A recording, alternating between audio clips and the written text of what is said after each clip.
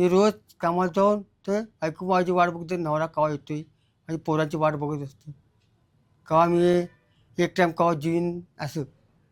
केव्हा माझ्या केव्हा पोटाला घालेल असं तिची बायको विचार करत बसलेली असते संध्याकाळी. म्हणजे पोरं हे जीवन माझं आहे हातगाडीवर. शाळा आमची त्याच काळात म्हणजे कॅन्सर झाला.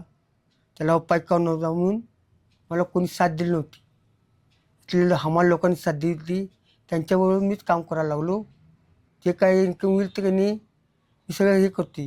करतो की दिवाळी वगैरे दिवाळी साजरा त्याला करतो आम्ही. साजरी करते. होळी, दिवाळी सण साजरा करतो. दसरा ते काय अशी बात साजरा असून सगळे सण ते करतो. कमवले असते की नाही आम्ही राखून ठेवले असते पैसे. खाऊ पाहिजे, फटाके पाहिजे, सगळं पाहिजे ते काय देते. पाहिजे ते या दोघांनी काय मागितलं की नाही काय मी मागितलं दिलेलं आहे. तर केक पेन मागितलं तर पाहिजे, केक आणून देते. पेन पाहिजे, पेन घेऊन देते. परत घड्याळ पाहिजे, समोर घड्याळ आहेत असं. परत ड्रेस पाहिजे काय तर शाळेत आला अडचणी तिथं त्याला सेलला पैसे पाठवता लागतात. परत कुठं संगणकीकर त्यात परवा 400 रुपये संगणकीकरला भरले कॅम्प्युटरले. मग बाकीची परीक्षा फी आली ते भरली. आणि हे माझं लहानाचे मोठं होऊ द्या, तेच मला मान्य बघा बोलायचं, बाकीचं काय बोलायचं नाही. कारण काय पूर्णपणे मी अनाथ आहे. आईवडील नाहीत मला. आईवडील असले असते तर मग असं झालं नसते मी.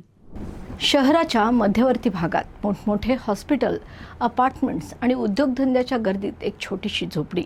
या झोपडीवर आसपासच्या इमारतींचा प्रकाश पडत असला तरी त्या झोपडीतील संसारात त्यांच्या कष्टाचाच प्रकाश पडत आहे. गेल्या 27 वर्षांपासून या झोपडीत एक कुटुंब आपलं संघर्षमय जीवन व्यतीत करत आहे. अशाच एका कुटुंबाच्या संघर्षावर प्रसार माध्यमचा हा स्पेशल रिपोर्ट. कोल्हापूर शहराच्या दसरा चौकात एक नामवंत हॉस्पिटलच्या आणि उंच इमारतीच्या सहवासात गेल्या 27 वर्षांपासून एक झोपडीत 4 माणसांचं कुटुंब आपलं आयुष्य व्यतीत करत आहे. उषा शर्मा आणि बद्रीलाल शर्मा हे दाम्पत्य दररोज 50 ते 100 रुपयांची मजुरी मिळवून आपल्या संघर्षमय जीवनात सुद्धा समाधानी आहेत. अत्यंत साधी राणी, कमी उत्पन्न आणि तरीही त्यांच्या चेहऱ्यावरचं समाधान एका श्रीमंताला लाजवेल असं आहे. मी माझे कोल्हापुरात माझा जन्म झाला या घरात. लहानात मोठी या घरातच झाली. दुसरीकडे माझं लग्न होऊन गेली 20-25 वर्ष झाली. साधं प्रमाणात लग्न झालेलं आहे. आत्ताच्या काळात जे हुंड्यात ते असे मागतात सगळे लोक तसे झाले नाही की आम्ही साधं पद्धतीने आम्ही लग्न केलेलं आहे. ते काय पण नव्हतं तिच्या बायकोकडे, काय पण नव्हतं. साधं सिंपल. मी रोज कामाला जाऊन ते ऐकून माझी वाट बघते, नवरा केव्हा येतोय आणि पोरांची वाट बघत असतो. केव्हा मी एक टाईम केव्हा जेवीन असं. केव्हा माझ्या केव्हा पोटाला घालेल असं तिची बायको विचार करत बसलेली असते संध्याकाळी. म्हणजे पोरं हे जीवन माझं आहे हातगाडीवर. शाळेचं पोषण ते मी त्या गाडीवरच सगळं असतं. माझी सुखी आहे, माझी आम्हाला करून मी सुखी आहे. बायका पोरं सुखी आहे. माझी बायको पण सुखी आहे आणि पोरं पण सुखी आहे आजच्या या काळात. मी आज माझं इथं राहायला आलो आम्ही 100 वर्ष पूर्ण वर्ष झाली. पहिले आमचं चांगलं होतं. जसं तिथं आलो तसं आम्ही खाली आलो. आमची त्याच काळात म्हणजे कॅन्सर झाला. त्याला उपाय करून नव्हता म्हणून मला कोणी साथ दिली नव्हती. इथले हमाल लोकांनी साथ दिली. त्यांच्याबरोबर मीच काम करायला लागलो. जे काही इन्कम होईल ते त्यांनी मी सगळं हे करते. शाळेच्या पोरासनी परत घरी. आणि आताच्या काळात इन्कम कसं होणार. टेम्पोवाल्या झाल्यात. टेम्पोचे भाडं म्हणतात चला म्हणतात. त्याच पहिलं म्हणतात टेम्पो पाहिजे का तर लोक मला जाते. हे कसं आम्ही वडणार कवा कवा शिस्तात जाणार ह्याच्या आधी पहिले टेम्पो मागतात मग पहिले. मग काय मिळणार त्यात. या कुटुंबाचा कर्ता पुरुष बद्रीलाल शर्मा हमाली करून आपल्या कुटुंबाचा उदरनिर्वाह चालवत आहे. पत्नी आणि 2 गोंडस मुलं असा त्यांचा परिवार आहे. दिवसभर हमाली करून जगाचं ओझं उचलून पुन्हा कौटुंबिक जबाबदारीचं ओझं उचलणाऱ्या बद्रीलालचा कौटुंबिक समतोल राखण्यात मोलाचा वाटा आहे तो बद्रीलालच्या पत्नीचा म्हणजेच उषा बद्रीचा.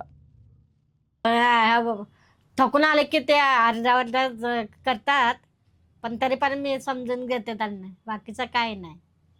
या बाबतीत आहे आमचं सुखी परिवार आहे. आमचं छोटासा परिवार आहे. सुखी आहे संसार. फॅशनेबल आम्ही काय नको, आम्ही सिंपल साठ आहे. फॅशन नको, काही नको, साधी संपत करतो की दिवाळी वगैरे दिवाळी साजरा त्याला करतो आम्ही. साडी करतो, होळी दिवाळी सण साजरा करतो, दसरा तेन काय अशी बात साजरा असून सगळे सण ते करतो. कमवलेलं असते की नाही, आम्ही राखून ठेवले असते पैसे. पोराचे खर्चाला येतात काय, दिवाळीला कपडे तेन, दिवाळीची साडी, परत बूट, पोराचे कपडे, काय लागत ते फटाक्या पिस्तुल्या असं. तर ह्या वेळेला लावलं म्हणजे यांचं आईवड जसं त्याचे आईवडील असतील आता, तर मला ते केलं असतं. आता कोण आईवडील नाही तर कोण बघणार, एकटी मी आहे की सगळं नवराच बघतो मी. माझ्या 2 बहिणी पण आहेत, त्यांना 2 मोठीला ते 2 मुलं आपापल्या आहेत. नवऱ्याकडे आहेत, ती कसं लक्ष देते. बारक्या बहिणीला 1 मुलगी आहे, पण त्यांना माहिती नाही अजून मी इथं आहे म्हणून. एक बहीण सुद्धा बघायला आली नाही मला. लग्न झालं अजून तिथे कोण आलेलं नाही, सगळं मीच बघतोय. आई बाप बहीण पोरं सगळं मीच. अख्खं दवाखान्याचं सीझन सगळं मीच. बाळणपूर गेलं ते सगळं दवाखान्यात खर्च. व्यवस्थित बघते, बाकीचं काय नाही. चांगलं आहे. खाऊन आम्ही सुखी आहे, कोणाची मदत नाही अजूनपर्यंत. मग काय मागितलं असतं तर मग पैसे नसले तर मग येतात मागायला, मग सांगत समजावून असते, सांगते. समजून सांगते पैसे नाहीत बाळा, पैसे आले की मग तुम्हाला मी काय पाहिजे ते देते घेऊन खायला. आले की लगेच मग मी खाऊ पाहिजे, फटाके पाहिजे, सगळं पाहिजे काय देते. पाहिजे ते या दोघांनी काय मागायचं की नाही. काय मागितलं दिलेलं आहे. तर केक पेन मागितलं तर पाहिजे. केक आणून देते. पेन पाहिजे, पेन घेऊन देते. परत घड्याळ पाहिजे, समोर घड्याळ आहेत. हे दोघांना घरात मीच घेऊन दिलेत. घड्याळ पाहिजे ते. 100 रुपयाला.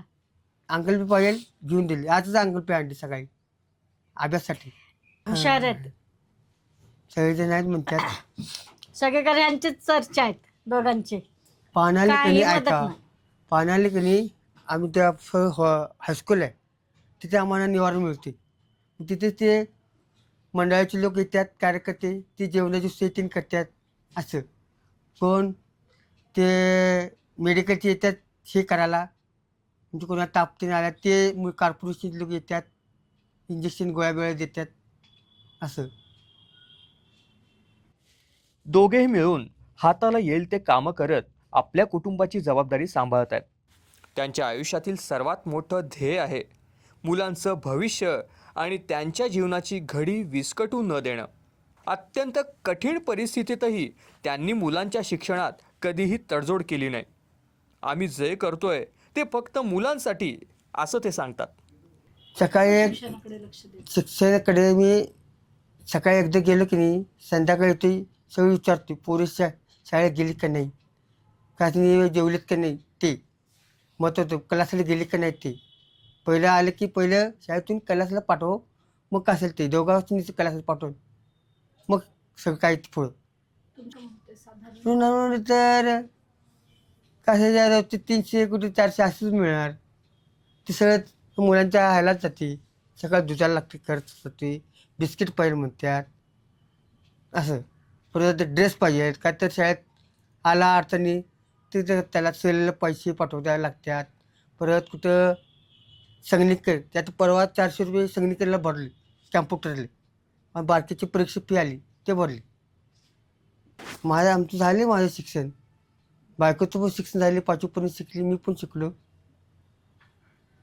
आम्ही दोघंच आम्ही शिकवते. पहिलं माझी पोरं मोठी होते, काय होईल ते शिकून मोठी होते म्हणते मी, काय लागेल ते मी कष्ट करून देतो सगळं. त्यांच्या आयुष्यात अडचणी आहेत, कधी मतभेदही होतात. कुटुंब म्हटलं की मतभेद येतातच, पण त्यात मनभेद नसतो.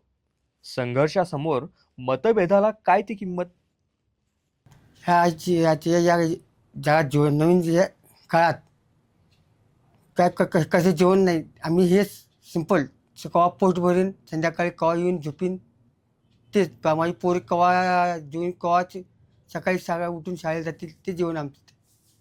साथ मिळती नाही, बायको साथ मिळते. बायको पोराकडे लक्ष देते, शाळेत कामाला जाते, ती शाळेत जाऊन पोराकडे लक्ष देते. संध्याकाळ शाळेत आल्यावर घरचं काम ते सगळं बघत बसते, सगळं काम करते करून. कवा नवरा येईन संध्याकाळी, कवा आमचं पोट भरेल ते.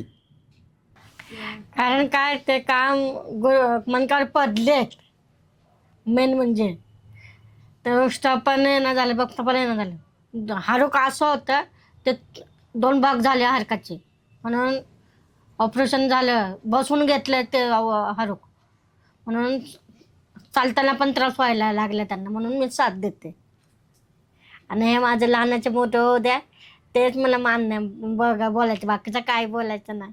कारण काय पूर्णपणे मी अनाथ आहे, आईवडील नाहीत मला. आईवडील असले असते तर मग असं झालं नसते मी. गरज असते एका सच्च्या साथीदाराची, आणि तो सोबत असला की मग संघर्षाची सुद्धा काय मजाल. या शर्मा दाम्पत्याचं अगदी असंच आहे. आजचा हा शर्मा दाम्पत्यांचा प्रवास सर्वांच्या जीवनात काही ना काही बदल घडवण्यासाठी नक्कीच उपयोगी पडेल, यात काही शंका नाही.